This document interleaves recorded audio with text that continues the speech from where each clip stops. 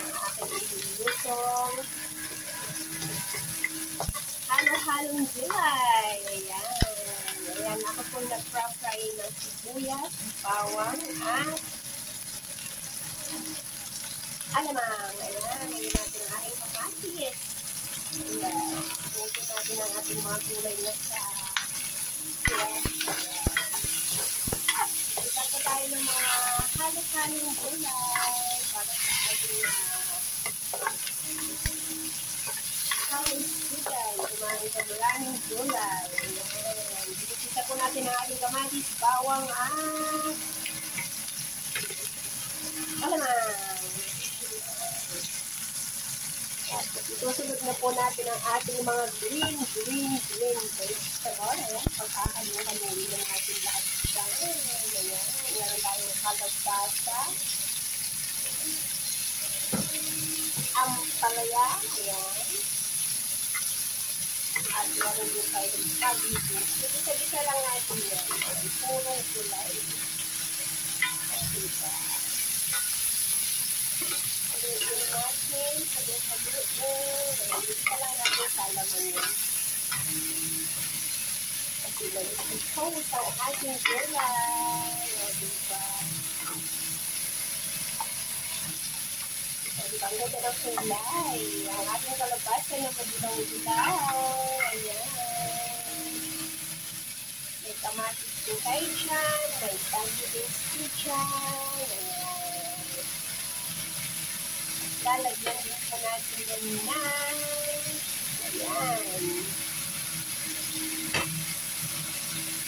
Mustard. Ating po yan. Ating gulay. Lutuin natin yun. Mabilis lang po ito lutuin kasi gulay lang po siya. Ayan. Palagyan natin siya ng konting water. Konti lang po. Ayan. Konting chicken. Dadagdagan po natin siya ng patis. Ayan. Konting patis. Tatakpan po natin after 8 minutes to 10 minutes. Okay na po yan. Ayan, pwede na po natin ulamin yan. Huwag po natin masyadong overcook ang ating gulay at hindi po maalis yung kanyang sustansya siya. Mas masarap kasi ang gulay pag crunchy po siya. Yan. Ayan, tayo po'y nagluto ng masustansyang gulay. Ayan, halo-halong gulay. Purong gulay po yan. Ayan.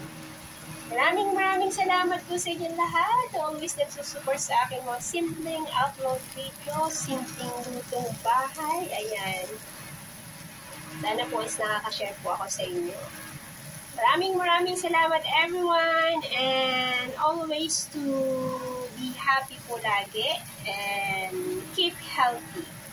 Gawin nyo lang po lagi ang mga bagay na nakakapagpasaya sa inyo sa araw-araw. God bless everyone, and see you na lang po ulit sa aking next upload video. Ayan, mamaya aangunin ko na po yan. Para hindi po siya ma-overcook. Ayan, tatakpan lang po natin siya.